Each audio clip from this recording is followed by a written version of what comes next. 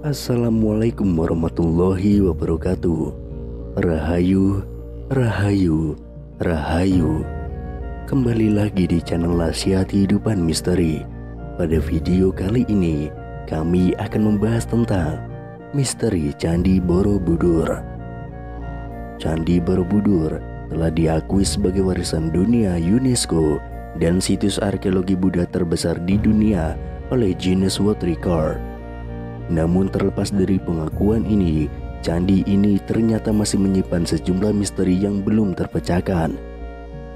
Candi Borobudur yang terletak di Kabupaten Magelang, Jawa Tengah ini selama berabad-abad terkubur di bawah gundukan tanah, menjadi serupa bukit penuh dengan semak belukar dan ditumbuhi pohon akibat letusan Gunung Merapi.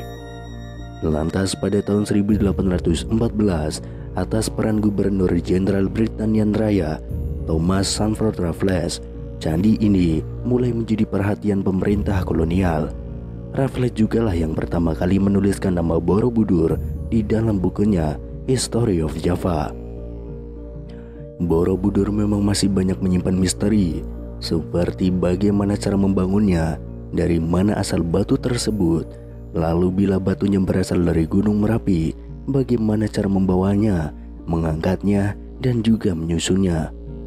Letak Borobudur yang juga tidak biasa, yaitu berada di atas bukit, dikelilingi oleh dua pasang gunung kembar, yaitu Sindoro Sumbing dan Merbabu Merapi. Padahal candi lain dibangun di tanah yang datar juga menjadi teka-teki yang belum terjawab.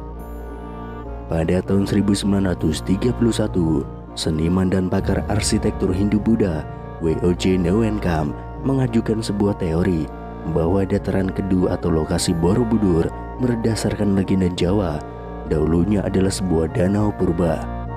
Borobudur dibangun melambangkan bunga teratai yang mengapung di atas permukaan danau. Ini menjadi sebuah hipotesis yang disambut perdebatan hangat oleh karangan para ilmuwan saat itu. Di dalam bukunya Fit Borobudur Mir atau Danau Borobudur, Newenkam beranggapan desain arsitektur Candi Borobudur pada dasarnya merupakan representasi dari bentuk bunga padma atau lotus, simbol kesucian dalam Buddhisme. Desain bangunan ini diibaratkan menyerupai ceplok bunga teratai dengan daun dan bunganya mengelilingi bakal buah yang terletak di tengah-tengah kolam, tulis Newenkam.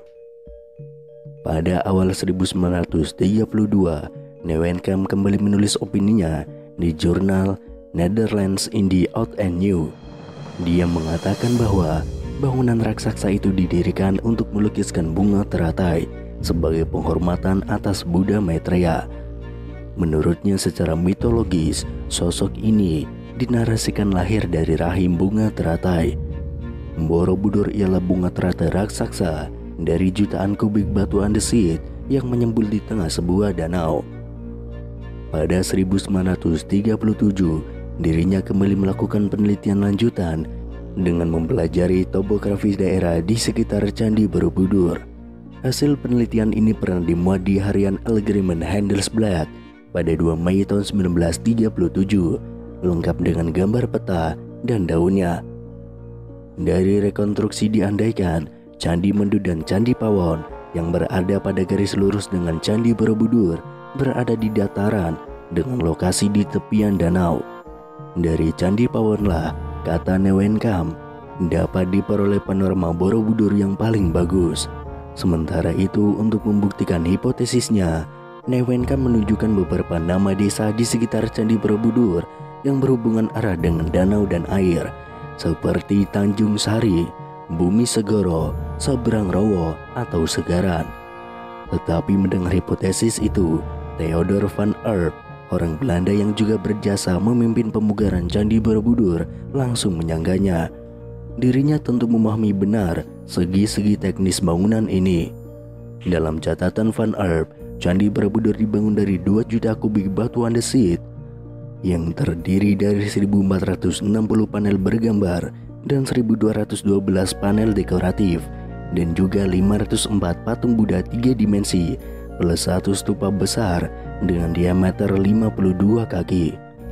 Berdasarkan pengetahuan dan argumentasi dari segi teknis bangunan itulah, Van Earp mengkritik fantasi Neuwenkamp yang disebutnya ngawur. Pasalnya hipotesa ini tidak didasarkan prasasti yang menyebutkan adanya lengkungan danau di sekitaran candi itu. Walaupun demikian, sejak Neuwenkamp mengemukakan hipotesisnya ini, dirinya berhasil merangsang ilmuwan lain agar membuktikan hal ini. Beragam ilmuwan hingga tokoh nasional pun mulai mencari pembuktian akan hipotesis ini. Lalu pada tahun 1964, ketika pemerintahan Indonesia merencanakan pembangunan Tugu Nasional, hipotesis ini kembali mencuat. Presiden Soekarno menyarankan replika Candi Borobudur ditempatkan pada lanskap danau supaya tampak lebih indah. Merespon hal tersebut, dikerahkan tim geologi Bandung untuk melakukan penelitian lapangan di daerah Borobudur.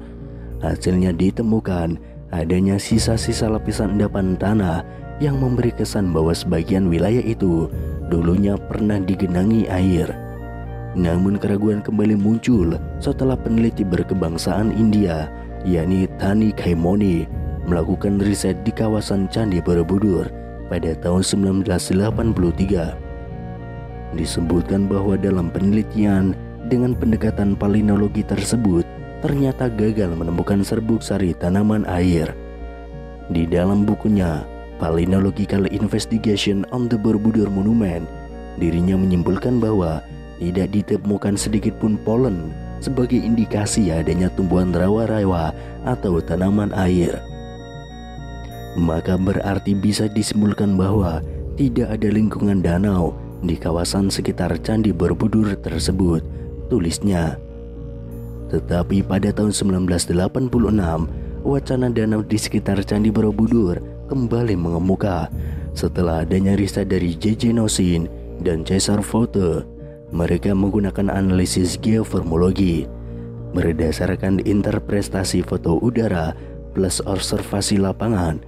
Dari hasil penelitian ini, mereka menyimpulkan bahwa dataran di sekitar Candi Borobudur memang pernah menjadi lingkungan danau, tetapi bukan pada masa dinasti Selendra, namun jauh saat bumi masih zaman kuater, yakni 600.000 tahun yang lalu. Riset ilmiah tidak berhenti di situ. Geolog asal Indonesia, Helmi Murwanto, memiliki bukti dan hipotesis lain.